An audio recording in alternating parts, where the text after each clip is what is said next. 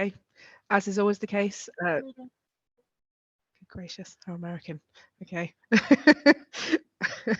Honestly, I'm a teacher and you think I'd get used to that, but every time I think, oh, good Lord. Okay. Yes, guys. So tonight we are talking all things sort of personal finance, budgeting. Um, and as is always the case with these sessions, it's very much user-led, lived experience-led. Our panel is informal by nature. We've got some amazing women who've agreed to kind of jump in and contribute and just give us a bit more insights into some of the things, some of the topics that we've talked about. Obviously, this course and program is designed to demystify a lot of things around financial resilience and how we bolster that.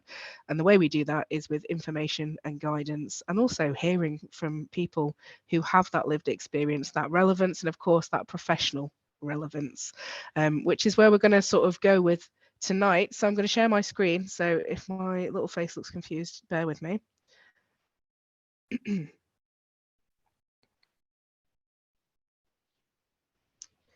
Okay, as is always the case with our little PowerPoints, we've got some blurb about why flourishing finding financial security.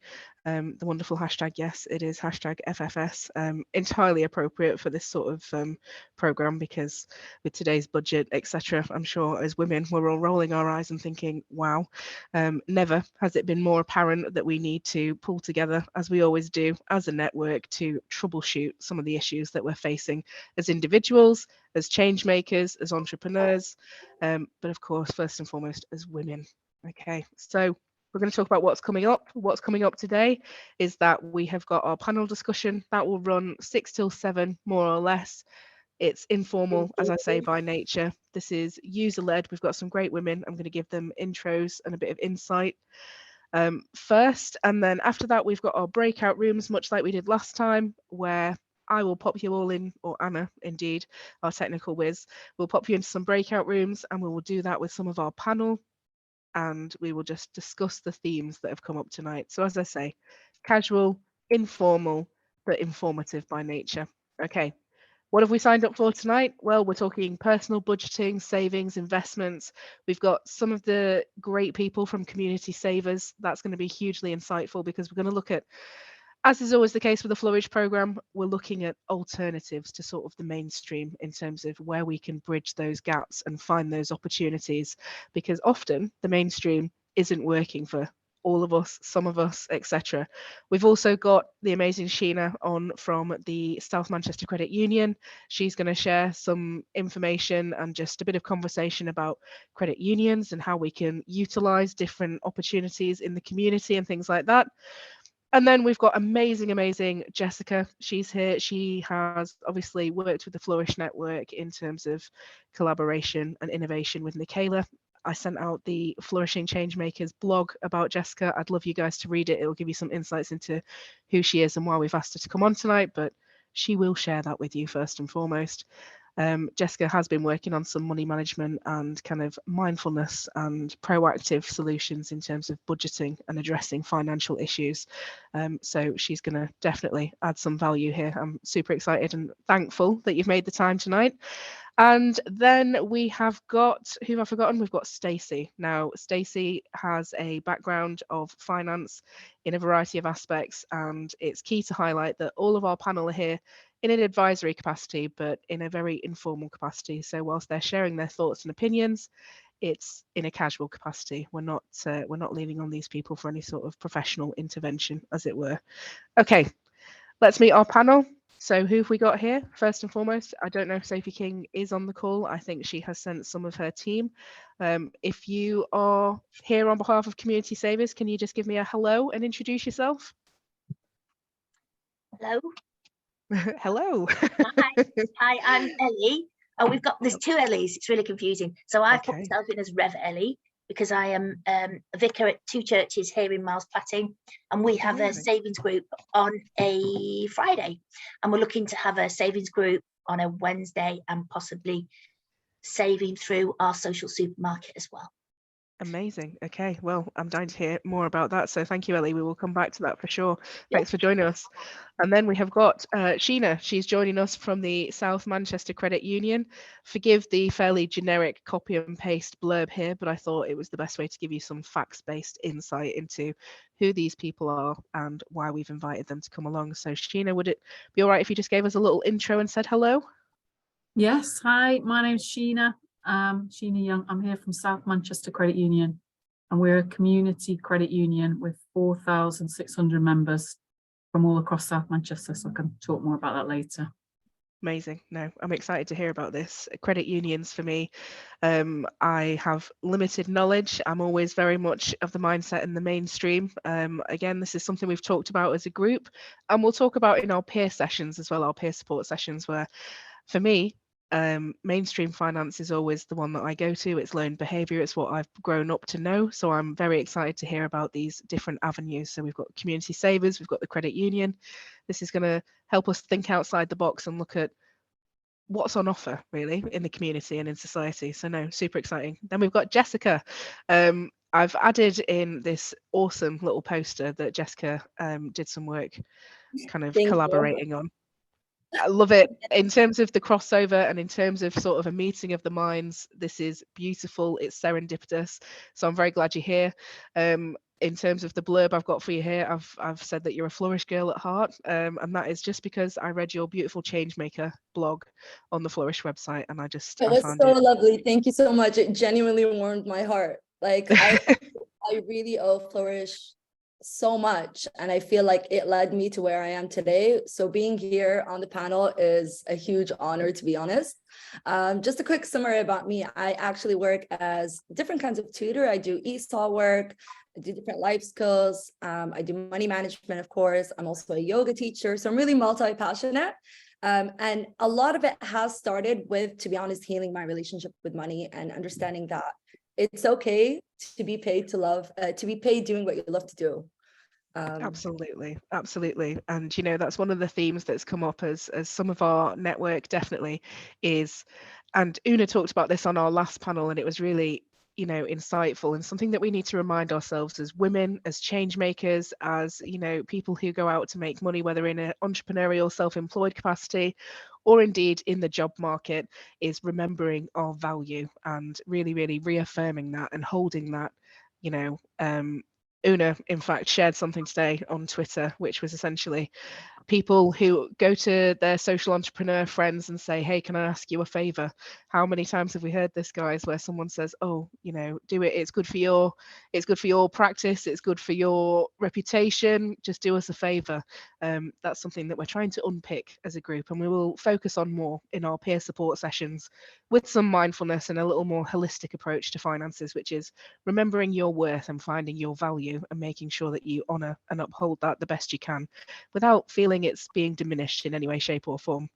Anyway, that was a little fluffy, and we will get back to it. Okay, we've also got Stacey, as I said, and Stacey is a woman of immense professional knowledge, and she's here to just sort of join in, have that conversation. And as you know, this is all very user-led. It's been informed and designed by what you guys needed.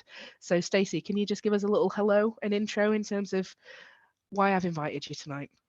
Hi everyone. Yeah, I've been invited along in an informal capacity. I've been working in financial services since 2003. I've sort of dealt with debt management, mortgages is the main thing, bit of investments. Yeah, basically, but mine is very much the mainstream.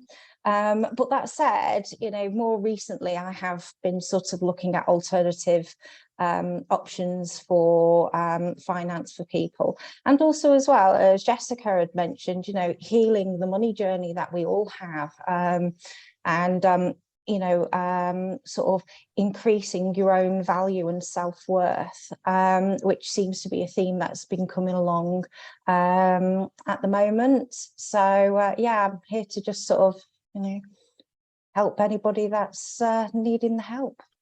Lovely. No, thank you for that. Okay, I'm just going to stop sharing so that I can see all of your little faces for a moment. And then, well, we're going to get stuck in, really. We're just going to have those conversations. Hold Hold on. There we go, technical. Right, who should I pick on first? I think, if we may, I'm going to go to the two Ellies to give us a bit of insight into community savers. As per the PowerPoint, I'm intrigued to hear all about this, so absolutely, if you could share with us what it's all about, and I know some of us are dying to know. Start, Ellie, maybe? Or... I don't know. Do you want to do background and I'll do? Oh, shall I just start? Okay. All right. So I'm based here in Miles Platting, which is just a mile outside the city centre, and our group gathers on a Friday. So we gather at a coffee morning, and we all save together. So each person has a savings book. And that savings book, so they save up for whatever it is. So we've got people saving up for, well, this is a sad one, but for their own funerals. So they don't have to get in debt. They're saving up for a piece of furniture, a holiday. I'm saving up for new specs. So it's a formal bank account. We have a committee that runs whichever group it is. I am the secretary at the moment, I think. And we save on a weekly basis. Some people save £5, some people save £10, some people save a couple of quid.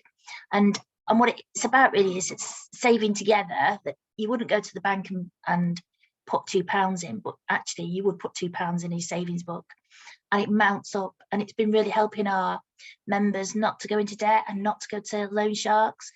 We've got issues in the community in which I live where people do rely on loan sharks to get them out of crisis, really. So we're really trying to help them to have more choices. I think the most important thing for me about our savings group is it's about relationships as well. So we support each other, and we gather weekly and we get to know each other. We share our joys and our sorrows, have a cuppa together. The committee is that's the members. Here in Miles Platting, we've got 27 people saving at the moment. We don't get any interest. It's whatever you save, you get that back. People tend to take out their money. Possibly Christmas is a big thing for us, as in people saving up towards Christmas again, so they don't get into any debt. So we have a lot of people that draw out a fair chunk of money at Christmas and then start saving again for next year. The committee itself we're quite close. We know each other well. We've got our savings group here in Miles Platting, but there are savings groups all over Manchester, and there's one in Sheffield. So we've got a group in Wythenshawe, haven't we, Ellie? We've got one in Brinnington, which is Stockport.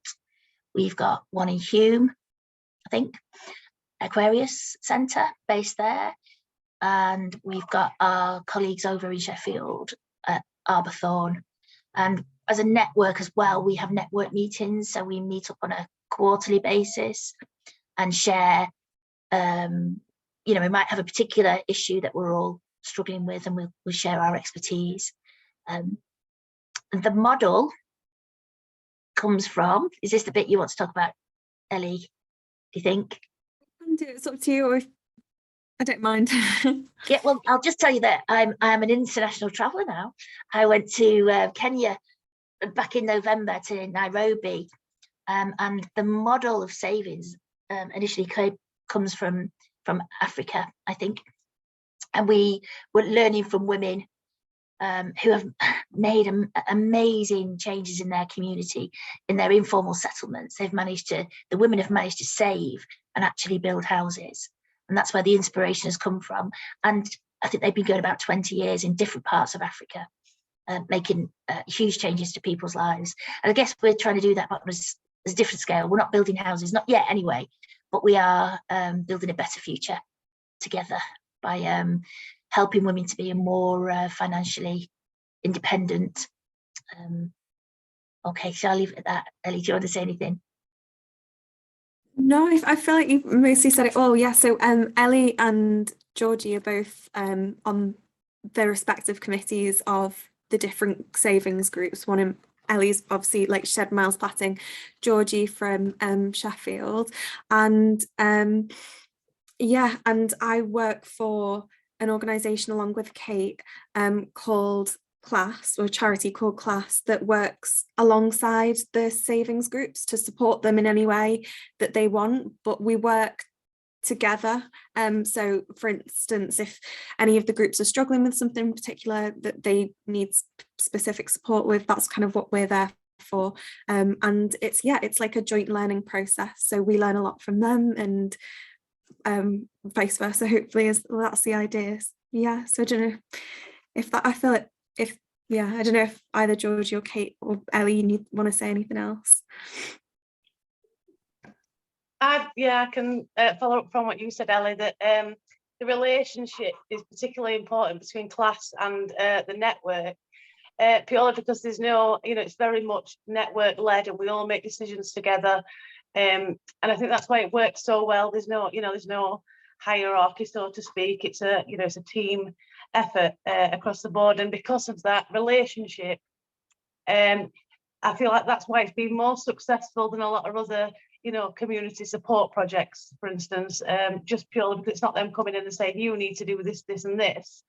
They're sort of trusting to know that we know what we need in our own communities, and supporting us to do that. So it's very much community led. That's great, guys. No, absolutely. So how would people get involved in this if we wanted to find out more, if we wanted to start? Is it something that requires sort of a geographic relevance, or is it, how do we go about getting more information and thinking about community saving for us as individuals?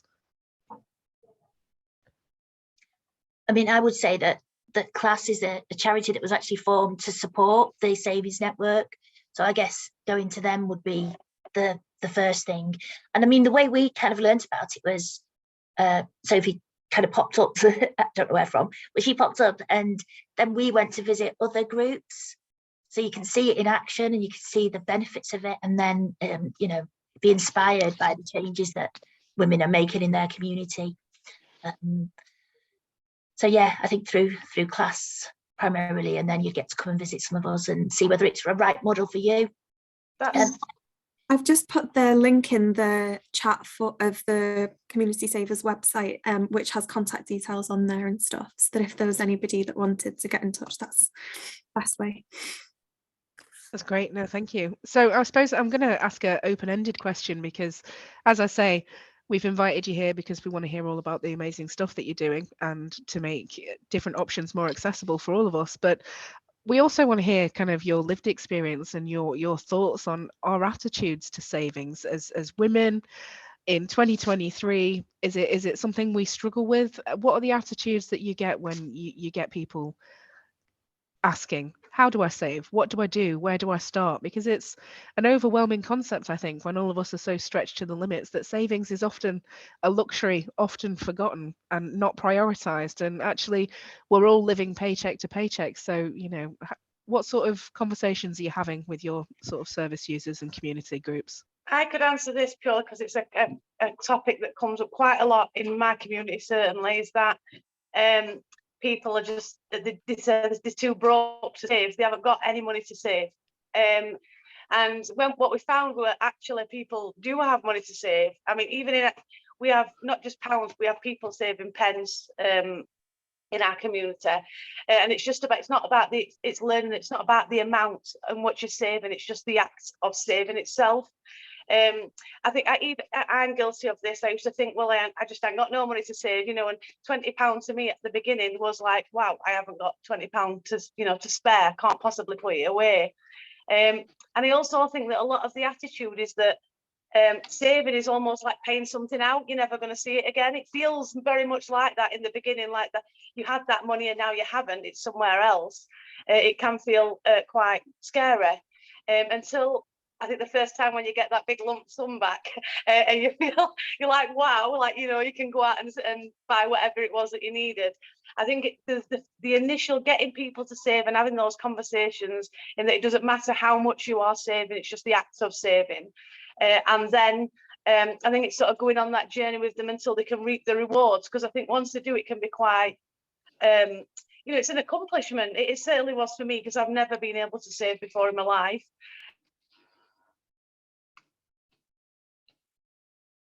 Getting that, yeah, I think that's all there is really to say. But it certainly does. You do need to have conversations about it. It doesn't matter how much you're saving, as long as you're doing the acts of saving. Yeah, I think that's great, definitely. On. Go on, who was speaking? Go ahead. I don't know. I said something, but then somebody else said something. No. I think for us as well, I think it's in that context of relationship. So being able to not just save together, but be together and talk through your problems and your joys and what works for you and what doesn't work. So yeah, big on relationship. Definitely. And just out of curiosity, across the board on Zoom, I don't know if you guys know how to use the raise your hand feature, but just out of natural curiosity, how many people are managing to save, or through attending this program are hoping to learn how we can change those attitudes about saving? We get a little raise hand icon if people are saving. Wonderful. Okay, love this. Good, good. Okay, and that's what it's all about. And I love that, Georgie, that you've hit the nail on the head there.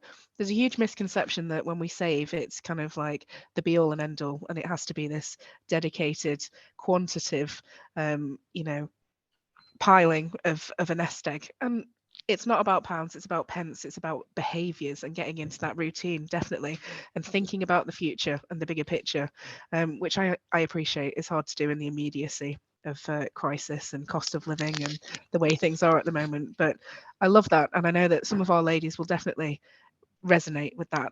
So thank you for that. Really, really insightful. And as Ellie said, she's posted the link in the chat, so by all means go and find out some more about the community savers. And if anyone's got any questions, you can follow up through me, Michaela, or indeed the ladies who've just shared that with us.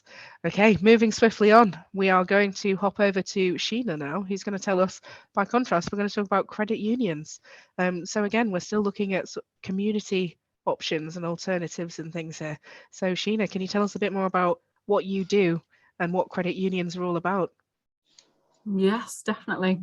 Can I just check how long you want me to talk for? Because I know I can talk for about 3 hours about credit unions, so I'm sure you don't want that long. What are you aiming for? Sort of 5 minutes or something like that? 5 to 10 minutes, you talk away. Minutes, absolutely. Great. Okay, brilliant. All right, so I'm excited listening to what Georgie was saying there about the habit of saving. That's really relevant to us in the credit union, and that's how we started. So we started 22 years ago by probably in a similar way to the community savers, people gathering locally across South Manchester. We had about 8 or 10 different points where people were saving together. We also have a loans element, which is a difference, but that is how we started, and now we have £4 million saved between us, and that's 4,600 people. So definitely it's the power of the habit. I absolutely agree with that. It's not about, obviously the amount helps depending on what your goal is, but it's just getting into that habit. You can start with quite small amounts, and I've watched it with so many people, myself included. It's a bit addictive in a good way. You know, once you've started, I've rarely seen anybody go backwards with it. You kind of want to see what you can do next.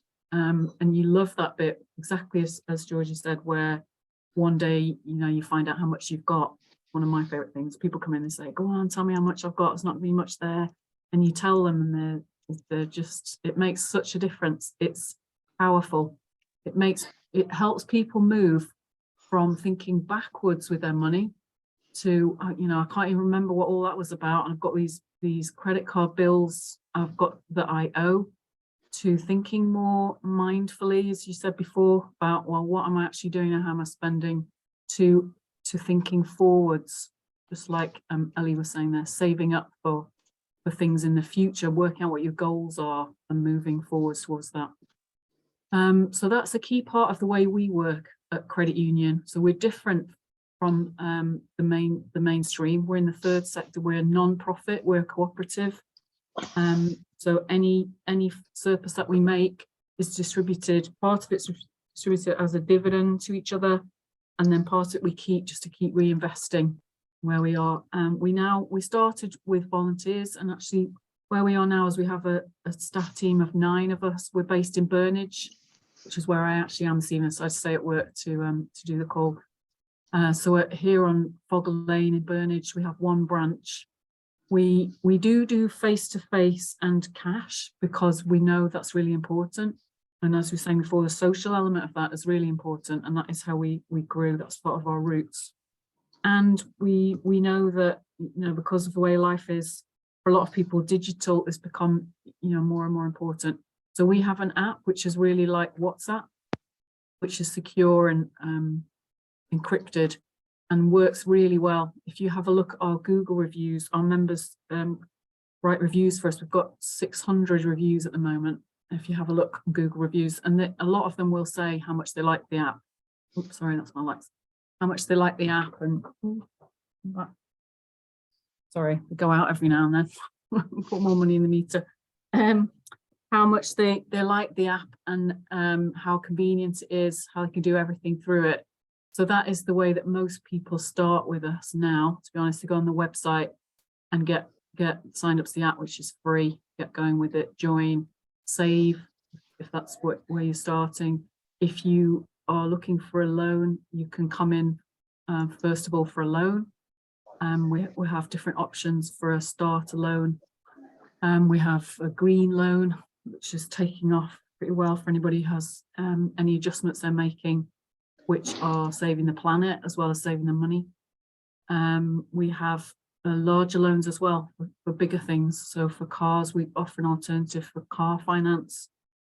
Basically, we're trying to offer a friendly community alternative to the other finance options out there.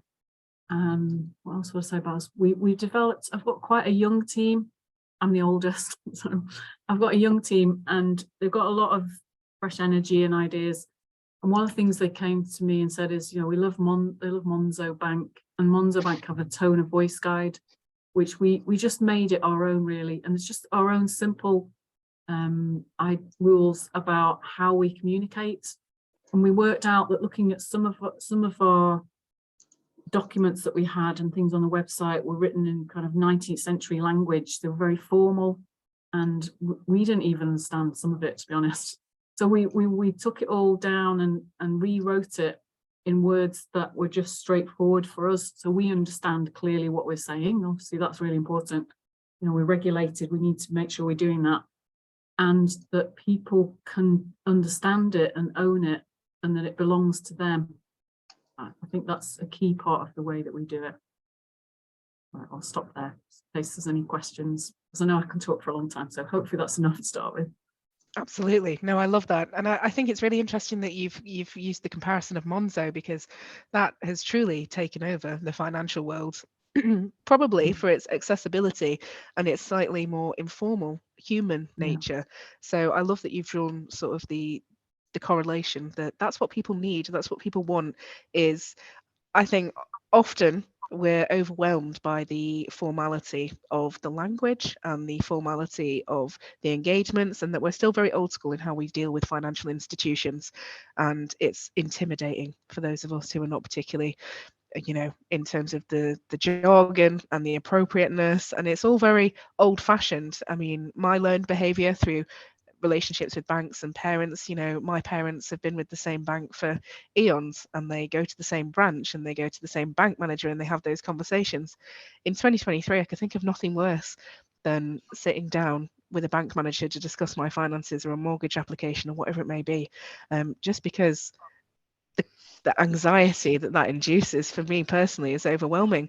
So, ladies, how do we feel in terms of the credit union? What do we know? Is this something that we're familiar with? Is this something that we've seen on social media? Because I will say, as a digital marketer by trade, you know, credit unions are much more visible than they used to be, I think, in terms of the digital landscape, but also, as you say, it's very, very face-to-face, human, social, because that's what it is by nature. But can we get it again? I'm going to lean on Zoom's applications here. Can we get a little hand raise? Have we heard, engaged, or familiar with credit unions as a option. Wonderful. Good. Well, I'm glad to see that, definitely. Okay.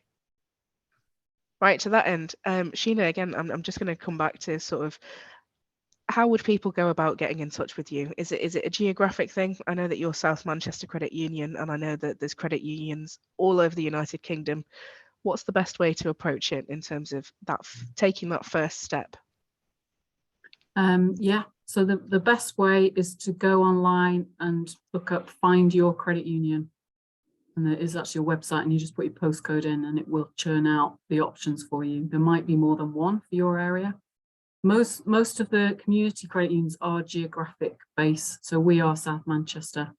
So that's everything south of the Mancunian Way, all the way up to the airport for us. So you can see on our website, there's a clear map that shows you which areas we cover. I'm actually chair of the consortium of Greater Manchester Community Credit Unions at the moment. And so I know that there are community credit unions right across Greater Manchester. So wherever you're based, you should be able to find one, I think. And I could just see in the chat that somebody's saying, what does a credit union do? Is it a bank? So it is. We are not a bank. We are basically savings and loans. So people don't get bank accounts with us. They can make their deposits, which we deposit in a bank for them, and we can make loans to our members. And that's basically all that we do. And I guess it's with a view to the long-term financial health of people. So we're not just selling stuff to make profit, if you like. None of the money that we make scooshes off anywhere else. It stays here in Greater Manchester, and we're using it just to develop more of what we can offer. So that's a bit of the difference about who we are. Sorry, I'm just picking up the questions there. Which banks does a credit union deposit money to? Yeah, that's a good question. We've tried to find the most ethical that we can. So if we have spare deposits, we have them with banks like Triodos, if you've heard of them, who have, when we looked at it and reviewed it, we reckon they had one of the highest ethical stances, and they do a lot of green investment as well. And we also bank with Unity Bank, who are a big bank for the unions. Yeah, so that we also have a couple with building societies. We spread our funds so that we can spread the risk a little bit, but we're aiming to find the highest level of ethics that we can. I love that. No, absolutely. And in terms of your loans being more accessible, what would you say are there primary differences between what you offer as opposed to people applying online to a high street bank? Or, why would you take a loan with the credit union? What's the difference? Okay, so one of the key differences is the banks particularly are not really interested in lower value loans, as they would say, anything under £2,000. They're just not really operating that space. So mostly people are going for using credit cards for that. There were the payday type lenders and the high cost lenders, but there are a lot of them have gone out of business because of the way they were doing business. So the marketplace has changed quite a lot. There were more doorstep lenders like Provident, you might have heard of them, and they're also gone, a lot of them. There is buy now, pay later as an option, and there is informal sort of family lending. And the worrying end of that is loan sharks as well, informal sort of lending. So why would people come to us, and what's different? So first of all is the friendliness and the approach, and the fact that there's no shame. So people come to us quite often. It will be, oh, I don't need to look at my credit score because it's terrible, and probably it'll be awful, and you'll tell me lots of terrible things. So we get through that with people, and we get over that and past it. And sometimes following that, it might not be the right time to lend, but we've always worked with people and work on, try and give them feedback on things they can work on, and then say, maybe come back in 3 months. If it is responsible to lend at that point, and people can afford the repayments, then those loans that we do, especially £300 to £500, all the research shows that a loan of that size at the right time, at the rates that people can afford to pay, flexible terms, can reset everything, can mean that their rent gets paid, council taxes, flipping gas bills, all of that. It just helps cover a gap when it's really things are squeezed and strained. yeah, so we think that across GM we're the best, safest alternative for that. No, that's amazing, definitely. And I know that some of our participants will definitely, take value from that for sure. Having, had a very interesting financial roller coaster in my time. I have done payday, I have done guarantor loans, I've been to, a doorstep, the whole shebang. And thankfully, as you say, the marketplace has changed because it is very predatory and it's very exploitative. And that's why we need more things like credit unions who have beautiful transparency, honesty, but more than anything, the service user is at the pinnacle of everything that you do. And I think, that's absolutely essential in these relationships we have with financial institutions. So no, lovely. Thank you very much for that. That was insightful. And I have included the link for the ladies on email, but I'll share that in the group as well so people can find out some more. Okay, moving swiftly on. We've got lovely Jessica who, I'd love to hear your thoughts on what you've heard thus far and also some of the work and some of the experiences that you've been coming across while discussing financial resilience and mindful money matters and things like that. Yeah, sure. So with me, I'm not in the professional sort of setting that the ladies were talking about. With me, it really started from a personal lived experience. First, though, I did want to say I made some notes while you guys were talking. The coffee mornings that Ellie was talking about is amazing, and it really reminded me of back home. So I'm from Syria originally, and growing up, I always saw a lot of women, they naturally would do things like doing informal committees, saving money together, and helping each other out. So basically it would be essentially the same way as you said, you've learned it from Africa and how the women over there were doing it to save up for houses and stuff and funerals. Literally, we had the same thing back home. And I never even thought about it because I just like grew up with it. It wasn't something that I sort of learned. It was just like there. So I love that because I think especially like with women and men at the end of the day, we deal with money differently, just like how you deal with mental health differently, physical health differently. Financial health is also a certain kind of health. So it's not really realistic to think that we're all going to be dealing with it the same way. Even women, we're going to be dealing with it differently according to your life and the difficulties that you have that come with it. So I love that. And I love the fact that it is about building. This is one of my main words, honestly, myself for 2023. It's building momentum. It's not about getting that big pot by tomorrow. It's just putting in that little bit every day and just making it a habit, because you're not trying to get to this one final goal. Your financial health is going to be a part of your life, like till the last day. So it's about how you can get better. Like I realized, and I know that I did hear someone say about not going back. I'll be completely vulnerable with you guys. There are absolutely some months where I'm like, oh, I'm safe. I've saved more than enough that I need for now, blah, blah, blah. And then my savings would go, zoop, but then it would come back up. Like it's a learning curve. You don't want to feel like, oh, I've messed it all up now. I've spent all my savings and I have to start from zero. That's completely natural. It is what we're meant to do at the end of the day. And again, it's a habit. It's genuinely a habit because you want to enjoy it. You want to put these goals. And you don't want to really attach yourself to just those goals. And remember, it's a journey. It's not hard to say, oh, I'm not going to go out today, or I'm not going to spend it on this because I prioritize something else. So your goals need to be clear for yourself, and they genuinely need to be emotionally charged. If it's something that stresses you out, you're mentally not going to want to save for it. But if it's something that in the long run is going to make you happier and it's going to make you feel safer and more secure, you're going to feel more motivated to actually do it. Maybe not motivated all the time, but you'll feel more disciplined, I would say is a better word. Because sometimes we're not motivated to do it, and that's completely fine as well. Another really important point that I really liked is about people being shy or being really embarrassed when it comes to have someone else looking at their credit scores. Again, I see this a lot with women mainly. I feel like we attach a lot of our value to how much money we have in our bank account.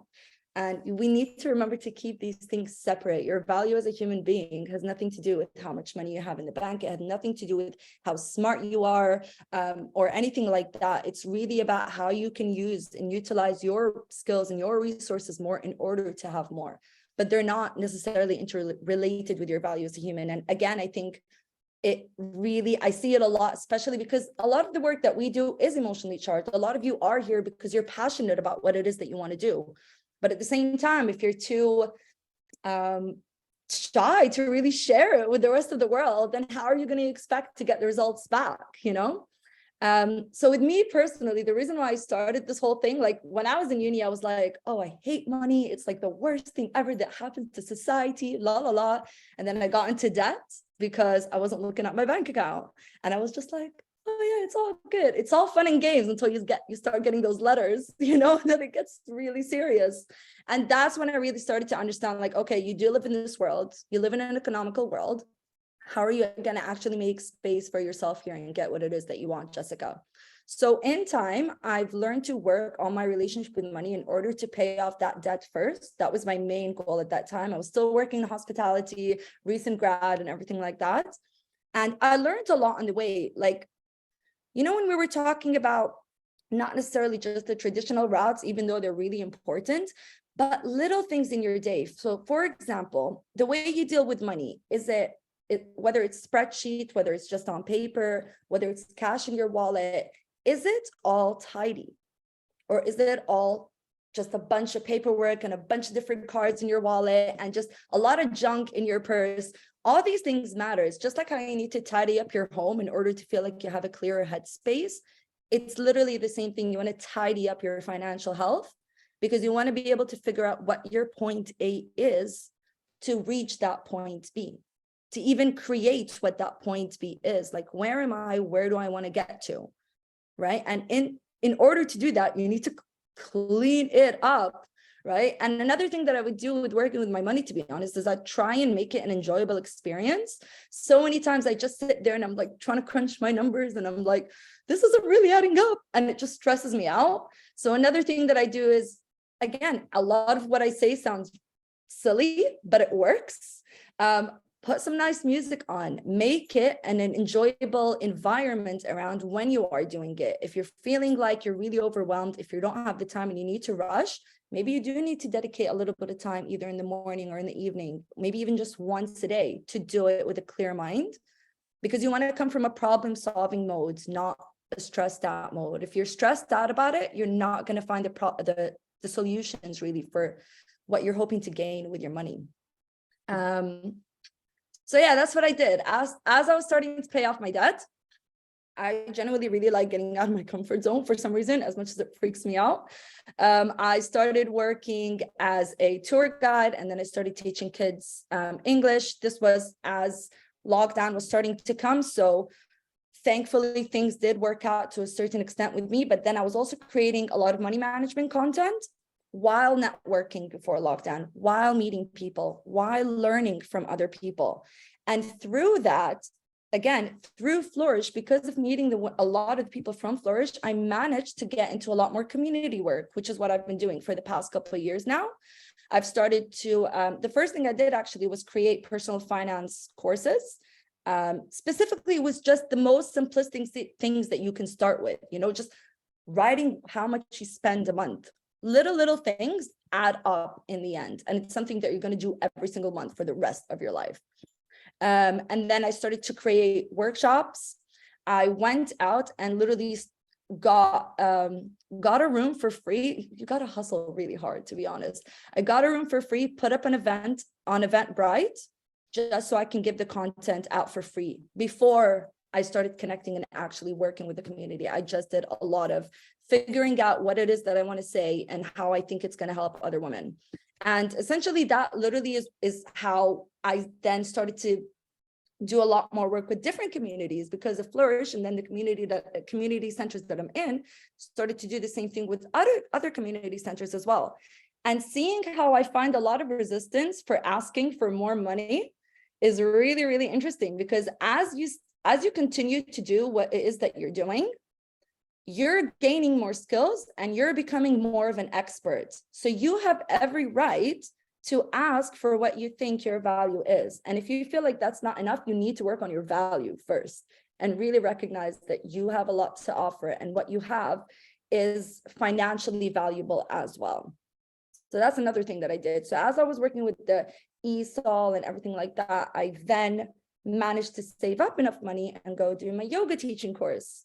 And again, it was all things that I was passionate about. And then in that, now I'm doing more yoga stuff, and I'm just seeing myself sort of evolve in different ways that, even though the whole world may look at me and be like, makes no sense what you're doing, you're changing like careers every couple of years, I'm genuinely following what I love, and I'm seeing it work, because you have to get out of your comfort zone once again, and find no shame in what it is that you're doing, whether you're gonna end up looking silly or get rejections. I literally went to an interview like an hour before I got in here to do more yoga stuff.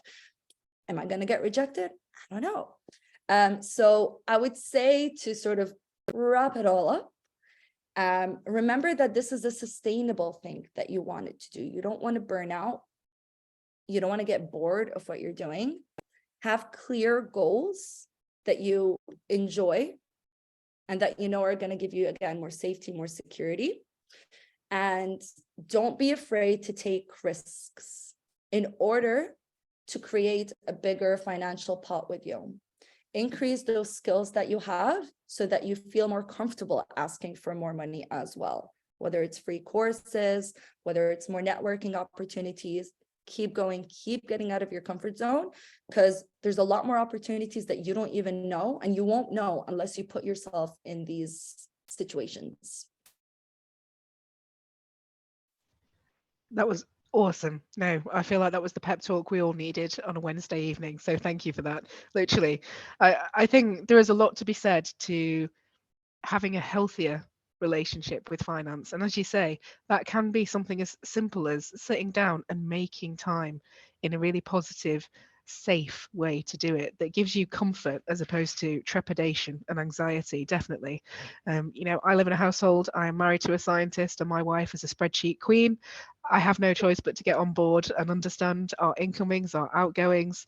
And in fact, she's here. Darling, what's the percentage we use for our savings? 50, 20, 30. Okay, yes. She has an equation that I adhere to. And whenever we get paid, the money goes into the joint account, and then we do the 50, 20, 30 on the basis that that's what's working best for us at the minute.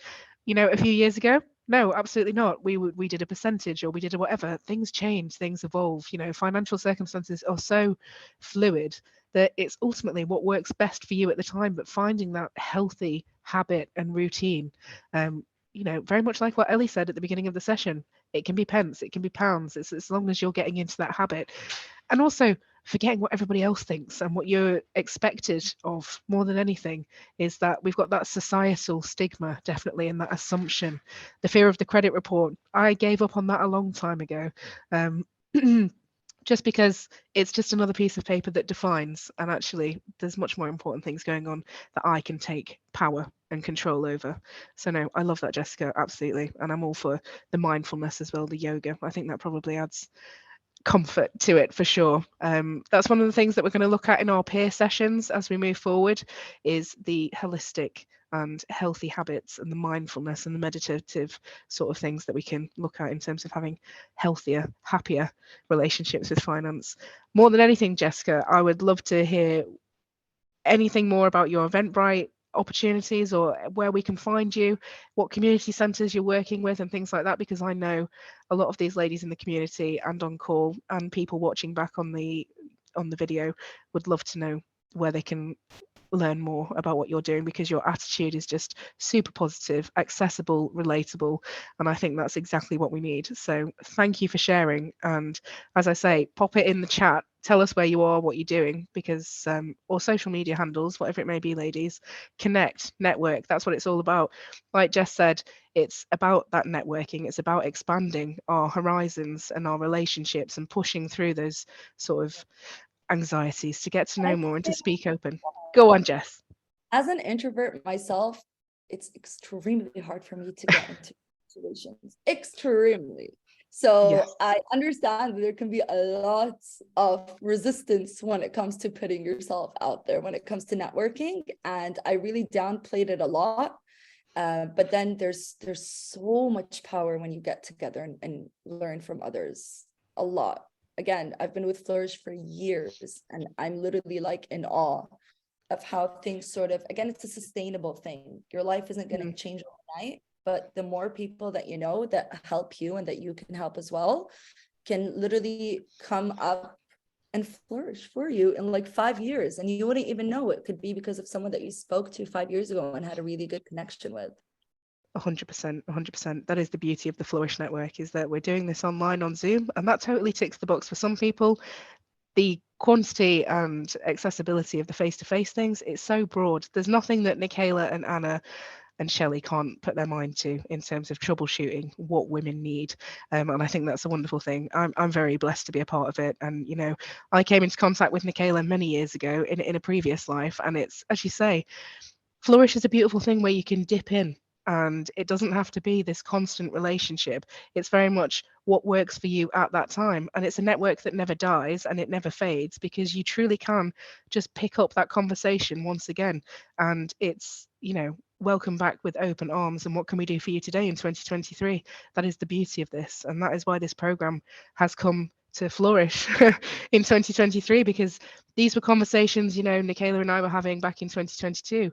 And the cost of living crisis, the world changed post-COVID, and it was the needs. What were the needs? And it's been very much user-led, informed with our case studies and our thoughts and feelings in terms of our participants, and people like you, Jess, who are a prime example of what it is to be involved in the Flourish Network and to take value and then to give it back. That's the beautiful thing about this, is that you take something and you give something, and it all just feeds into this lovely little rhythm. So yes, gosh, there's a bit of a kumbaya coming on, ladies. That wasn't that delightful? No, we're all very warm and fuzzy. Okay, thank you, Jessica. That was wonderful. Okay, and on that note, let's move on to Stacey, who I've seen has been nodding enthusiastically and resonating with some of the things that we've talked about. So Stacey, let me hand over to you to give your thoughts and opinions on what you've heard, what you do, and, you know, just share with us how you're feeling about, you know, your role working in financial services, and then hearing it from different angles tonight. Yeah, I mean, I've dealt with credit unions myself, because I personally saved with the credit union for a while. I actually got into financial services because I wasn't great with money at all. We were significantly in debt. But also as well, when I went to see somebody about financial services, about a mortgage, because our circumstances at the time weren't favourable, they gave us, or were looking to try and give us, a mortgage with an extremely high interest rate, and it didn't resonate. It didn't feel right, and hence the reason me getting into the whole industry, because there tends to be this sort of stigma around traditional financial services. Is it very male orientated? It is very much a case of, well, you know, if you're truly creditworthy and green, everything, you know, can be thrown at you. But if you don't fit into a certain box, so you're self-employed, or you work part-time, or all these things that women tend to sort of end up being and doing because of our, you know, home lives and upbringings and all sorts of things like that. We just don't fit into those circumstances. Now, the good news is that things are changing a lot.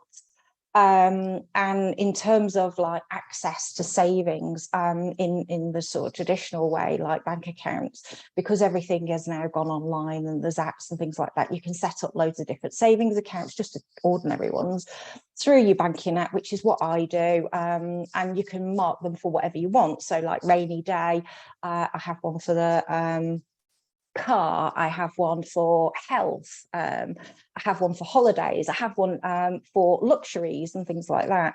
So there's lots of different sort of options out there in terms of that. And a lot of people that I've seen on, I don't know if people go on TikTok or even Instagram, and you know, you see mainly women with like little files with plastic wallets, and they put the cash in there like the old envelope system from many years ago. Because again, the banking industry, it's all set up that, you know, everything is automated, you know, so you can't even work out nowadays, you know, oh, I'll send you, send you receipt via email. You can't even work out what you're spending. And that makes it difficult for us, especially if we're on lower incomes, or we've got some, we've got a budget, and we've got to be like, careful with our spending and our money, especially at the moment. So yeah, there's things like that. And then you were talking about the sort of 50, 30, 20 rule. Another thing that I came across was, and I think Jessica as well sort of touched on it too, is paying yourself first. And that, I pretty much think, unless you've gone through it, most of us will be like, but I can't, I've got the bills to pay, I've got this to pay, I've got that to pay, and what have you. Pay yourself first. If you can do 10%, when you're paying yourself first, you're putting it into a savings account, but you're putting that saved money away for you. So if you need it, you can still get it, but it's not necessarily in your bank account where you're going out and just sort of spending it for no particular reason. But, if you can start getting into a habit and having a standing order or transferring money or things like that across, it makes it so much easier. In terms of traditional helping with savings and things like that, the government does help as well. So I'm sure some of you are already aware, I'm just sort of bringing it up at the moment. There's a government scheme at the moment called Help to Save, for people who are on lower incomes. There are some sort of like with anything with the government, eligibility sort of criteria. You can only save up to £50 a month in any 1 month, and then they kind of give you bonuses like I think it's year 2 and year 4. So there is something there, but yeah, I think you have to be on universal credit or working tax credit or child tax credit, those sorts of things. But the main ones are the ISAs. So we're coming up to the financial year end. And so April again, we'll have our new sort of set point in terms of that. And so the government offers up to £20,000 in tax-free savings. So you can have cash ISAs, there's stocks and shares ISA, there's like what was a Help to Buy ISA, but now is a lifetime ISA.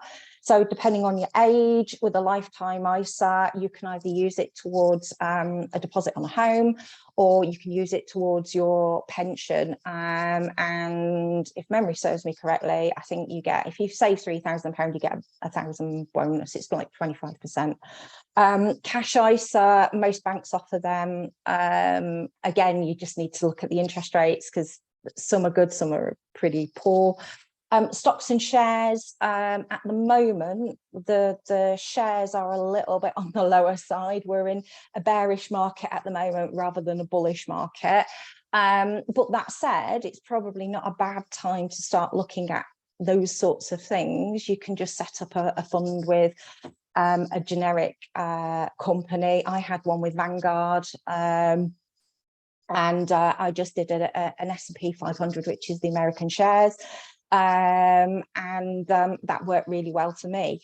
And you can split them. You can't pay into 2 of the same, but you can split them across.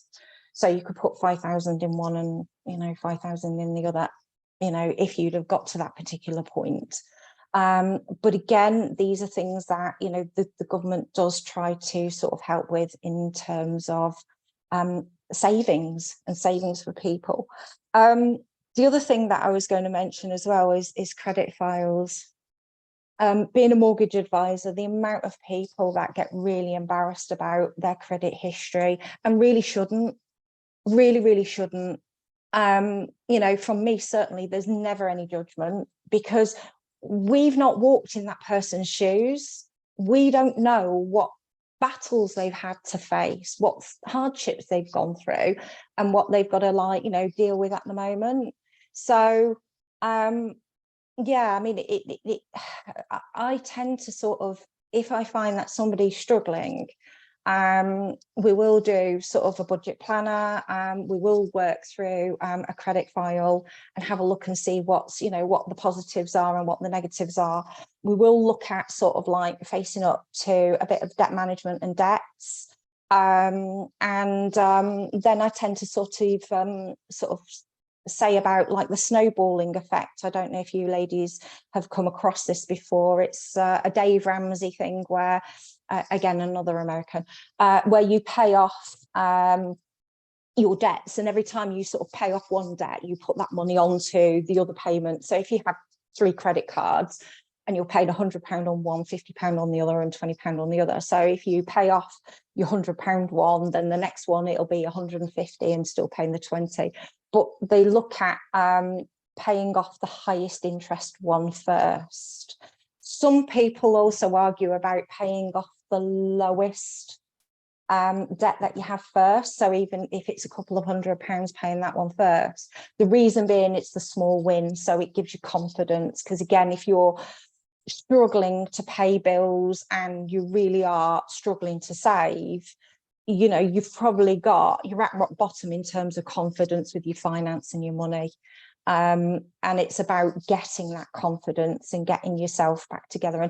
And Jessica sort of said it. I loved it, how the analogy she used is like, you know, have you got bits of paper everywhere and things like that? And, you know, because again, I always work on this thing, you know, tidy space, tidy mind. And, you know, if you've got pieces of paper everywhere and envelopes unopened because you don't want to face the fact that you've got a bill coming in and stuff like that, and I've been there, so I know, you know, it doesn't help. It doesn't help. What you resist, you know, persists. So I think I've just covered all the bits that I wanted to cover, unless there's anything else that you think I should be covering.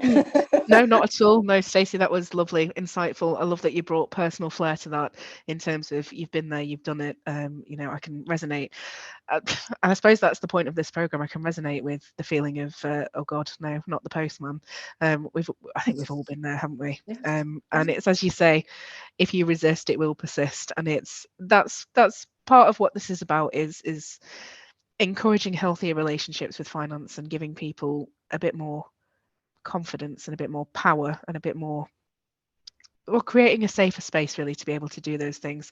And as we move forward with the program, the joy of this is that obviously we've got panels like we have had this evening where we do have people who can help with debt advice, and we can help with the mindfulness and overcoming that anxiety and really putting in good coping mechanisms when it comes to finance and dealing with those situations. And I think that's the most important thing. And, you know, anyone who knows my backstory will know that I have been a financial car crash. I've got convictions for fraud. My credit is therefore absolutely torpedoed. But it is taking accountability of those and facing it, like really facing it down and saying, well, what can I do? And I love that you've talked about the small wins, because when I decided to get a handle on my credit, it was very much looking at my credit profile and thinking, what can I afford to pay that's going to make a small impact? And it may well be a drop in the ocean, but it inspired me to just really take the bull by the horns and say, if I can do 1, I can do 2, I can do 3, I can do 4. And it is, you know, it's always what works for you. And I know that we've said that a few times this evening, but it is finding your safe place and your relationship and your happy medium in how you deal with these things. Interesting. Okay. And Stacey, more than anything, I love, and it inspires me to hear that there are human mortgage advisors out there. I didn't know it was a thing. So you've enlightened me this evening. You know, it gives me hope. And for me, and I think for a lot, you know, we've talked a lot in these sessions and in the breakout rooms, house purchasing is one of the key themes that keeps coming up, because we have people in similar situations to me where we're paying so much rent that by the time we think about saving for house deposits and things like that, and we're busy paying debts and paying off our credit files and things like that, the idea of even sitting down with a mortgage advisor and not being frustrated at that situation, it's, you know, the age old, if I can pay £750 a month in rent, why can't you trust me with £300 mortgage? I'm sure you get that every day, and it's infuriating. And I know that there are things out there that are trying to sort of reflect that, and the market may well change, but ultimately it's a man's world. And as you say, that beautiful credit report and those green ticks makes life a lot easier. The interest rates are more favorable, the yeses come more frequently, and for the rest of us trying to navigate, it's about trying to navigate really and find solutions to the problems together. But I love that, as you say, you don't know what people have overcome to be able to actually walk into your office, sit down at your desk and say, I'm ready now. No, this is, I want the financial security, I want the financial stability. And we do have an ingrained sense of it. For me, it was revolutionary. A therapist once said to me, but Fran, why do you want to buy a house? And I said, well, because I do. And she said, but why? I said, because it's what people do. And she's like, but is it something that you want? I'm like, well, I hadn't really thought about it. It just I've grown up, I've gone to university, I've got a good job, I've got married, and I will buy a house and I will have a car, and it's what we do. And sometimes we need to change that learned behavior and that thinking, because quite frankly, as long as I've got a roof over my head with the people that I love, house purchasing, it's just a piece of paper and it is a bit of financial security. But if I'm saving pennies and pence, maybe I don't need the asset, maybe I just need the sense of mind and the good habits, and that will be enough to sort of tide me over. So on that, again, we're getting warm and fuzzy. It is 7:10. I'm going to give you a 10-minute comfort break, ladies. Go have a cup of tea, a cup of coffee if you're feeling particularly wild, but a rest just for 10 minutes. And then when we come back, I'm going to put you into some breakout rooms with some of our panel participants, and we're just going to pick apart what we've talked about tonight and see if there's any themes, any solutions, just points of discussion that give us a bit more freedom to speak in a breakout room. It won't be recorded, of course not, and it'll give you opportunity to say what you think. And if we're all a big fan of the human mortgage advisor, we won't all pick on Stacey.